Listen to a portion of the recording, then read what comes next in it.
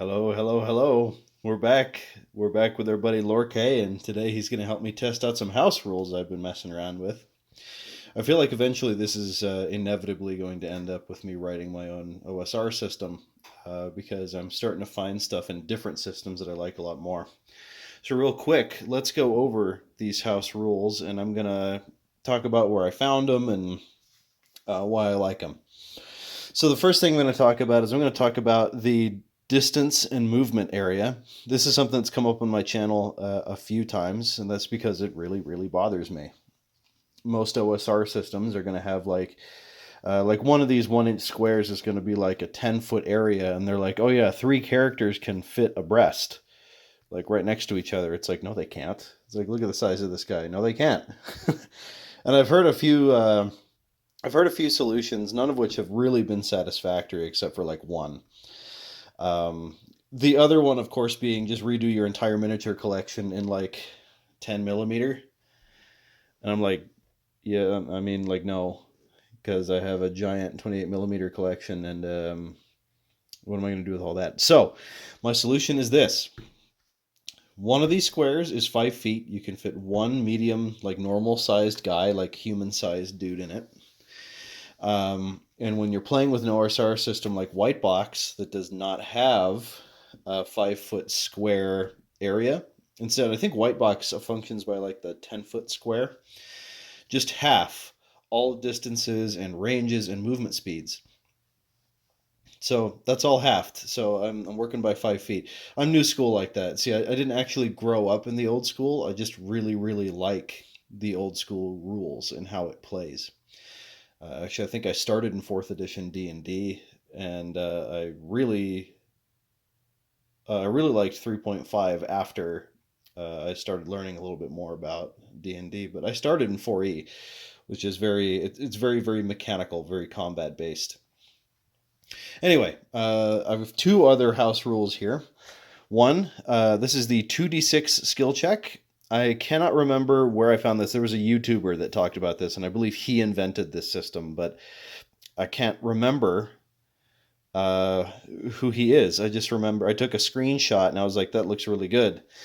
So essentially what the 2d6 skill check is let's say I want to do something like move a door. I roll 2d6, and I add my modifier, as usual. The higher the roll, the better for this kind of thing. Some old school guys say roll under your stat, which that works too. I actually really like that. But I want to try this out. 2d6 skill check. So let's say Lorke wants to force open a door. Yeah, good luck, Mr. 9 strength. He's going to force open a door. He rolls a 10. That's a success. He forces the door open. Lorke, you did something right. Holy crap. So that's how that works. Really simple. I'm going to see if I like that better than rolling under the base statistics. Now, the biggest one here, arguably, is actually spellcasting. So spellcasting in my house rules is undergoing a pretty drastic change, and that's because I'm sick to death of Vancian fire and forget magic systems. And I stumbled across this system when I was reading Dark Albion by the RPG Pundit. This is a veritable treasure trove of OSR stuff, particularly character creation and things like that near the back.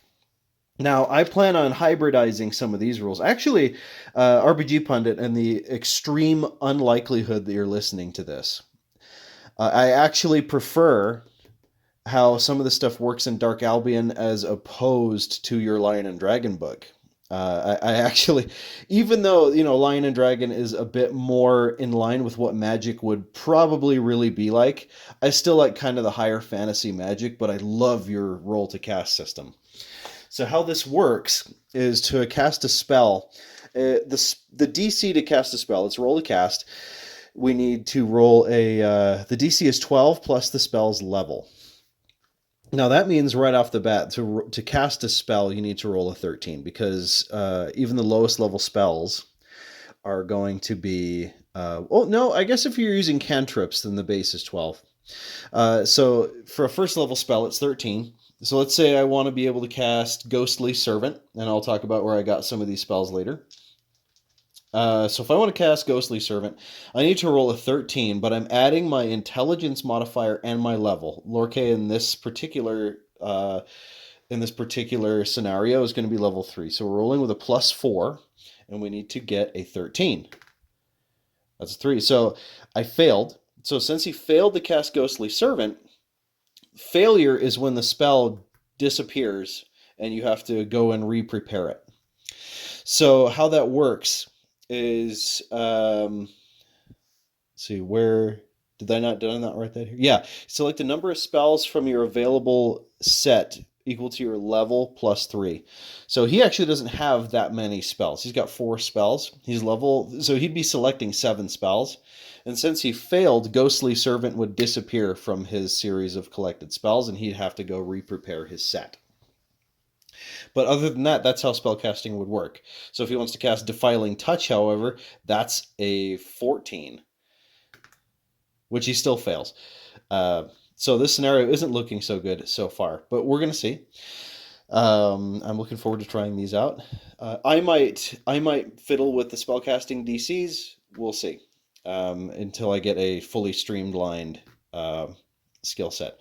Now, some notes about these skill checks. This should not allow non-thief characters to do thief skills. Thief skills are unique to thief character classes, and you're not going to get a fighter picking locks. If you want to do that in your game, I mean, I suppose that works out, but I really, really like, what did I call it? It's class something. In a lot of modern editions of D&D, you get fighters that can cast spells. You get thieves that can do all kinds of stuff. I don't like that. I like there being like everybody kind of stays in their lane, so to speak. Now there is some crossover. So for example, we're playing a necromancer. He can do some undead cleric, or so he can do some cleric stuff. He can like turn undead, and they serve him for a minute. But for the most part, he's still a magic user. He uses the magic user spell list. He can't use any weapons and armor. That's another thing I'm going to talk about in another video, probably, because I've been reading through the Dark Dungeons X system, and I really like his take on magic users versus elves. But that's going to be something different. So the next thing we're going to be testing out is I have brand new Oracle dice, fresh from Amazon. I was using those D6s before. These are a lot more versatile. We can even build a map using this guy, which has not quite rendered my 3x5 card of map building obsolete, because this is going to be much more random. But we've also got like loot, we've got weather, we've got dungeon stuff from the looks of that. It's like rooms. We have like special features in a dungeon. We even have a directional D8. Like, that's pretty sweet. And then we have this 12-sided NPC like mood table. Look at that. I love these. These are great. So we're going to go through a scenario, and Lorca is going to go on a little bit of an adventure, and I'm going to probably give him a few more spells. So what the spellcasting means is that you can actually get spells of a higher level than a typical Vancian mage would be able to cast, and still be able to use them, with the fair drawback of it being very difficult for you to cast. And we're going to run that experiment today. So some of these spells are actually drawn from White Box Gothic. White Box Gothic is really, really nice for Lorca, because it has a whole bunch of really moody spells for him to cast, and since White Box is one of my favorite systems, it fits really, really well.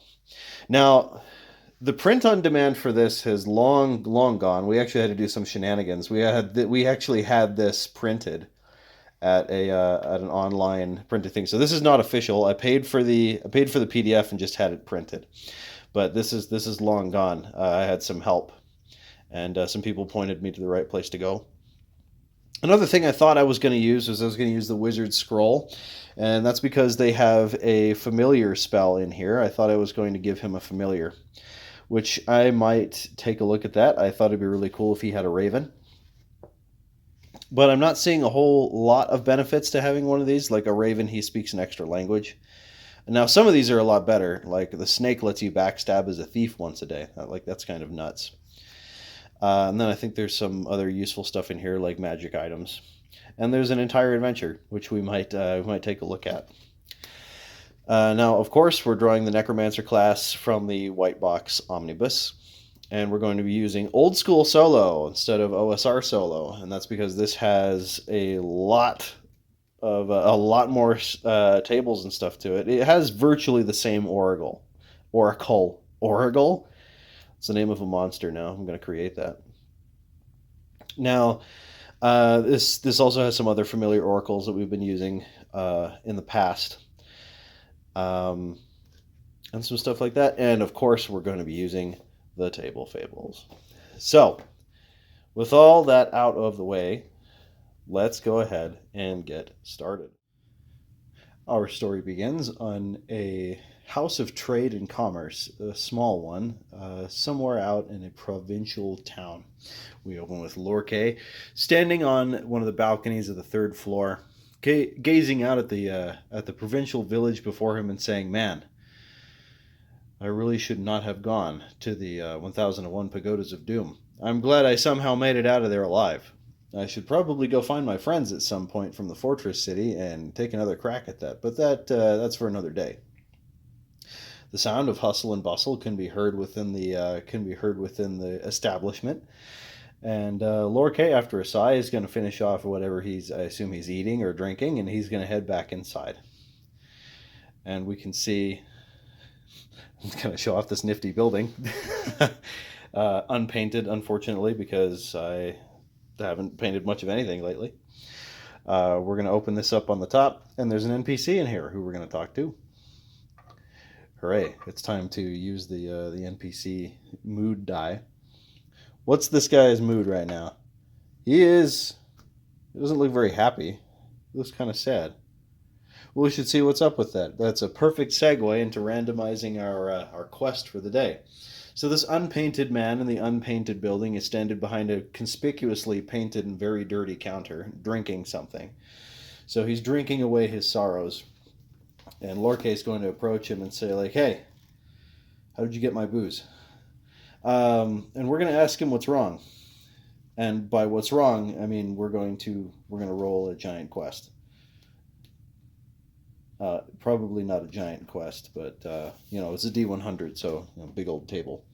So I'm going to be digging around for my D100s that I should have had out in the first place. We're going to take a look at what we can learn from this dude behind the counter. There we go. Okay, so what we roll a 96. That's rather high. Let's see what we can get from that. So our quest on a 96.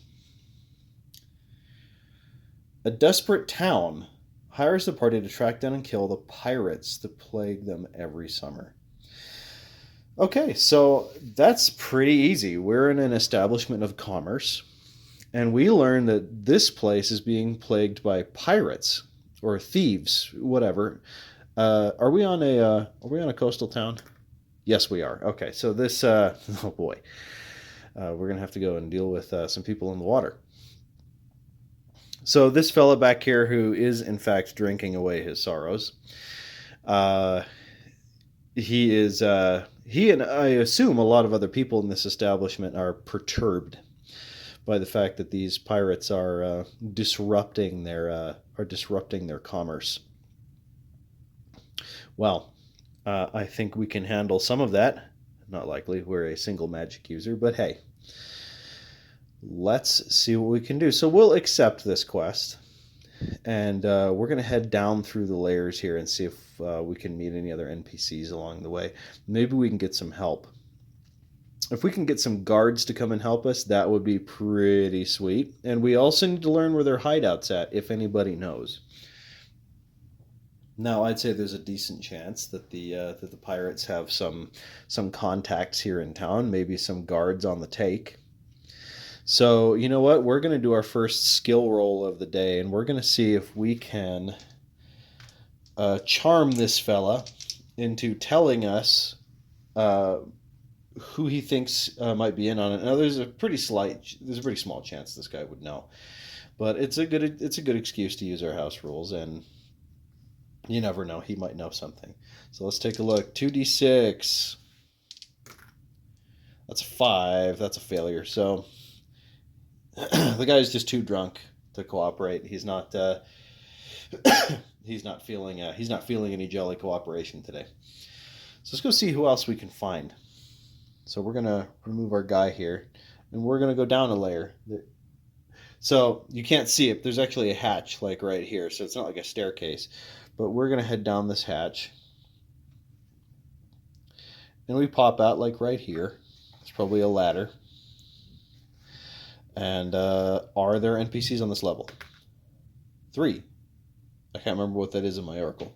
What is that?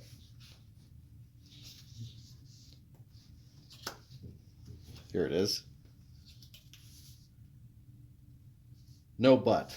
Okay, so no, there's none on this level. We can hear some downstairs, so we're gonna go the rest of the way down. This thing is great, by the way. I just need to paint it. Okay, so we're on the bottom floor.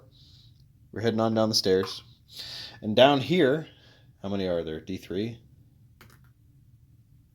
Let's 2. So there's 2 NPCs down here. All right, so we have this feller here with a book, and we have this lady here with a mandolin. And I assume they were in the midst of a conversation while we're on our way down here. Now, does this book have the conversational chart? I think I saw that. It would be really, really nice. Stuff like that really can add life, and it can make some of this stuff easier. That's the oracle. Hang on, I'm going to go and find my conversational table because that's really useful. I should have stuck to the tried and true. This guy actually has it in it. OSR solo, right there. Holy crap. Well, okay. So, okay. So, let's do this. This is the first die and the second die, respectively. 2 and 1. So this is uncovering an ally or colleague. Okay, so this scene is hinting at the fact that there's someone here down on this floor is going to work with us. So that's set in stone. One of these people is going to help us.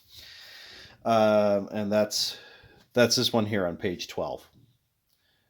It says complex questions on it, but sometimes it's just fun to use it as an oracle. Now, let's see. Speaker 1. Which one's speaker 1? Evens. Odds. Odds. She is speaker 1. He is speaker 2. Then we're going to do this thing again. Speaker 1 strongly disagrees with speaker 2, who also just... So they're having a disagreement. These two are having some kind of argument. I assume this is about the pirates, so I'm not even going to roll for that.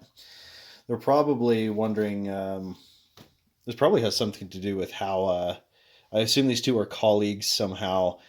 They run this establishment. This looks like it's some kind of like a trade house.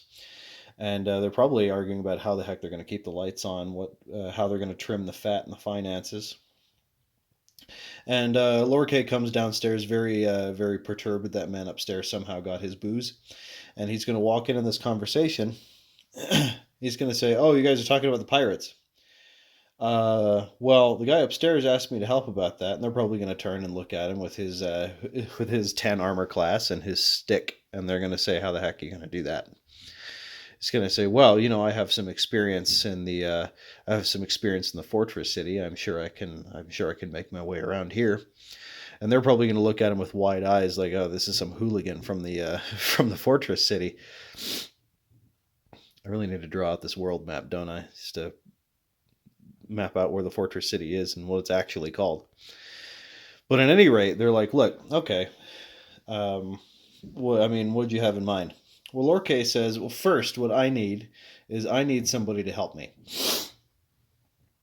And one of you, I reckon, I'm looking for some people to come with me to go and get these pirates, or at least to negotiate with them somehow, which might actually be the smarter route. I don't know if we're going to fight an entire pirate gang. But I need to know if somebody is around that can help me. Now, since we've already ascertained that one of these people is going to help us, we're basically just going to roll for which one it is. So again, this is going to be evens and odds. Odds again. So this chick with the mandolin is actually going to help us out. We should probably generate a name for her, that being the case. She looks human, but we're going to roll her race as well. Oh, okay. So NPC class. She's an NPC. What is she? She's playing a mandolin, so she's a noble. Oh, I reckon this is her business, actually. Like, this is her establishment. So we've been hanging out up here just trying to get a view, and we ended up finding out that this is some lady, probably not a noble in the traditional sense, but we're probably looking at mercantile nobility. So her family has become wealthy on whatever business they're doing. So that's nice. We could also roll some character traits for her. I like doing that. That's fun. 85. Sorrowful. Yeah, oh man, this is really grim. Their business is just falling apart. The guy upstairs drinking himself into a stupor. She's down here arguing with, I assume this is her clerk. Okay. Well, that out of the way. Let's roll a name for her. Her name, 86. Her name is Thasha. Thasha. Okay. So Thasha, who is, do we have like kind of a race thing here? There we go. Got a D8. Now, I understand not all of these races pop up in white box, but there are a few equivalents in a lot of the downloadable material. Where you at, D8? Oh, this is a brand new feature to the channel. Instead of page flipping, it's dice fondling. All right, here we go. 4. She's an orc. Okay, so she's an orc. She's sending her sorrowfully playing her mandolin. And I assume she's going to help us because that's what the oracles said. So in what way is she going to help us? Now, before, I had a method of determining, sort of remastering what I'm doing because I haven't really done this on my own for a while. I had a method for determining just kind of stuff out of the clear blue sky, and it was sort of like a random word generator, which we would interpret to mean something. I'm going to go and try and find that. I think it's in the Mythic system. I'll return in just a second. Yes, I feel like we're rediscovering our solo roots. As here we go. I found it. It's on page 50. This is a method I called word salad back in the day. That's what my friends and I call it when we do sort of a randomized game. So how this works is we're going to roll an event meaning, action, and event subject. Now, we're going to use this to interpret the way in which she's going to help us out. Now, she might have friends. She might have some connections she can send our way, but excuse me as I drink some Coke. I'm not normally a fan of Coke. I'm just kind of feeling it today. So here we go. Word 1. 67. Open what? 86. I feel like I've rolled 86 a couple of times today. Is that like a magic meaning? 86. Hope. Open hope. Thanks. That's fairly straightforward, actually. And since it's that straightforward, that's shockingly unhelpful. But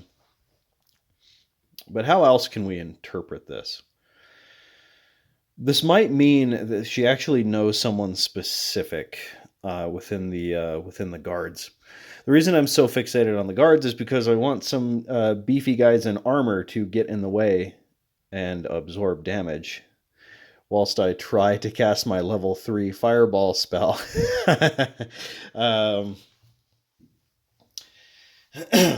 We're a lone magic user. Magic users really do get the shaft earlier on in the games.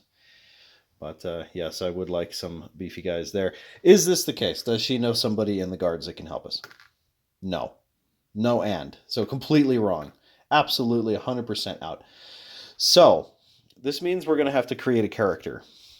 And we're actually going to be using Table Fables to do this. So this is another NPC. So who is this guy she's talking about? 14. This dude is a chandler. What the heck is a chandler? Okay, so a chandler is somebody who makes candles. That does not sound helpful in the slightest, Thasha. How is he going to help us? How? How is a chandler going to help us? This is one of the challenges here. Maybe is this like I know a guy who knows a guy who knows a guy? How is a chandler going to help us? Might be time for some more word salad. I don't like doing the same thing twice in a row. But you know, you got to do what you got to do to move the story forward. Because personally, I have no idea. What's he going to do? He's going to trick.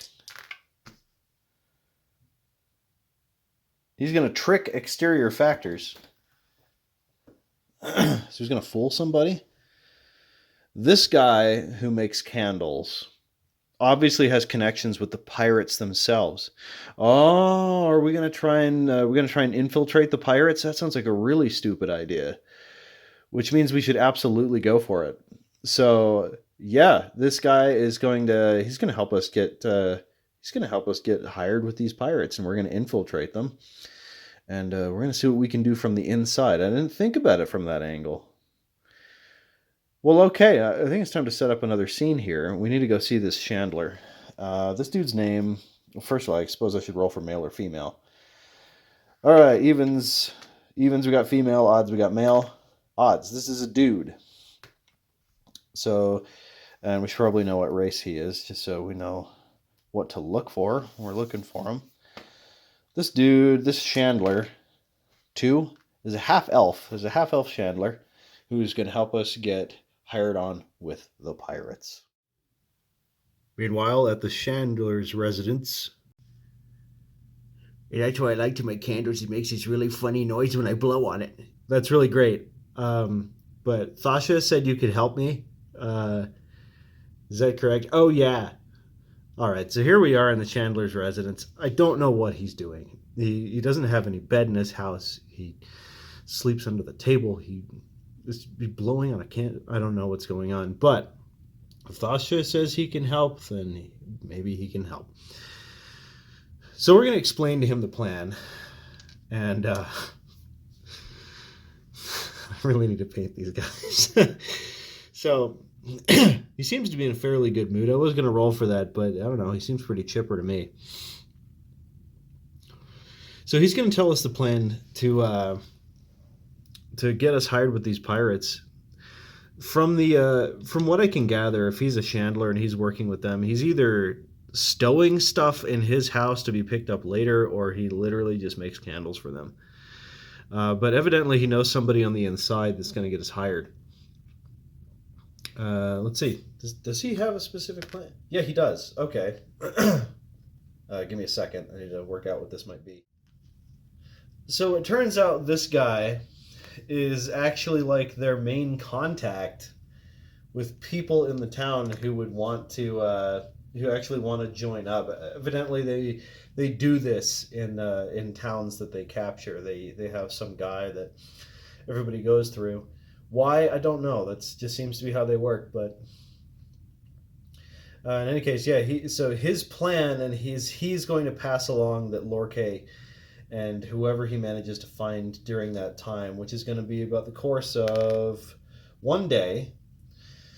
So we have a day to pick up a couple of people to help us out. Now, I'm not going to go looking around specifically for people. I'm just going to kind of, I'm going to roll some NPCs really quick. Maybe like D3 NPCs. And we will, we're going to get this party started, because I definitely want to start casting some spells and using some more skill checks. Yes. So what is this man's name again? I don't think I actually rolled a name for this guy. I rolled his sex and I rolled his class. D100 male names. So this guy who likes to make flute noises with candles, his name is Paramin. Paramin, who chews candles. Yeah, Paramin who chews candles. Okay, so we are going to be looking mainly, again, we're going to be looking mainly for beefy guys in armor. And you know what? We're going to ask him to see if he knows anybody, and we're going to use our charisma, our amazing charisma of 7, to see what we can learn from this guy. It's like, hey, you look, actually, you know what? You look like a pretty disposable, strong guy. Do you want to help me with these guys? I mean, we need to shake the pirates' grasp on this town because it's really choking out the finances here. Would you help me? We rolled a 9. That's a success. Yay, we recruited Paramin. Great. Cool. So we have one. He says he'll come with us. I'm not sure how he's going to work that out with the pirates, but you know what? We'll leave that up to him. Let's go get some other people. It was just Lorcay's luck that as he went to find somebody else to join their little party of him and Paramin, he stumbled across an orc that came running out of the forests looking very distraught. And he caught him by the arm and wondered what was wrong. This orc, whose name is Thrag, there he is, was babbling something about a sorcerer's fortress full of shadows that he couldn't hit with his axe, and about a party that had gotten separated and scattered in the woods. He did not want to go back and look for them, and Lorcay has no clue who these guys are, and he doesn't care about them. So he's gonna say, "Well, come back to my friend Paramin's house, have a drink, sit down, and let's talk about something else. I might actually be able to use your help." Thrag is very happy that he will be able to use his axe on something corporeal, so he comes back to the house as Lorcay explains the plan. Thrag has heard of these pirates before and would be more than happy to help out, as I'm sure he has some history with them. What's his history with these pirates? There's a lady among them who he's been kind of sweet on for a little while. See that? That's fantastic. So Thrag is like, yeah, I want to go find the plot is thickening. I'm going to go find my sweetheart among these pirates, and we're going to run off. And we're never going to mess with ghosts or piracy again. Lorcay shrugs and it sounds like a good deal. What do you think, Paramin? And Paramin is sitting there blowing on the candle. And he's like, okay, yeah, that's fine. Whatever, Paramin. So that being the case, we're going to wait a day, and a representative from the pirates is going to show up. This looks like a pretty rough and tumble guy. Yeah, good enough for me. So this is the guy we're meeting with. And Paramin is going to take control of the conversation. Heaven help us all. And Paramin's going to say, these two gentlemen and myself would like to join your crew. And the pirate walks in and sees the candle with the saliva all over it, just kind of shakes his head with a dead expression on his face and says, well, who are they? What are they going to bring to the table to my crew? And it's at this point we realize that this is the captain. That's right, the captain. I assume he has bodyguards outside. I don't think he would come out here on his own. Unless he did. No, he didn't. Always roll. It's always figured out. You never know when the NPCs are going to do something really, really stupid that you can exploit. But so Lorcay is going to explain that he is a magic user of no small talent, and that Thrag here is a seasoned warrior, and that his axe has drunk the blood of many and has been rather ineffectual against the ghosts. But we're not going to talk about that. Instead, what we're going to do is we're going to see what his thoughts are on us right now. Oh, he's very surprised. Look at that. He's like shocked. He's like, "Wow, you found a freaking magic user." Focus. There we go. So he's very pleased that he found a magic user. Usually in my world, magic users are pretty rare, because magic can be really, really strong at higher levels. So hard to find them, hard to learn it. So he's very happy that there's a magic user, and he's also ecstatic that there's a muscle-bound, axe-toting orc. And he's very confused that all of a sudden Paramin wants to join the crew instead of doing whatever he does out here. But, I'm sure he'll take him all the same. At the very least, he's arrow fodder. So, he accepts us to his crew, and I think we should probably name these guys. His band is going to be called the... I don't know, man. I'll get back to you on that one.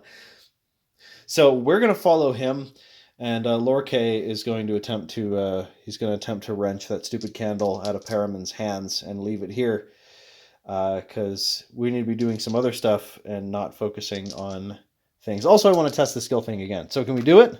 No. Paramin is too attached. He's far too attached. In fact, we almost had with consequences, so we might have almost started a fight with Paramin. Anyway, off we go. We're going to the pirate ship, and not the ship, hideout, whatever.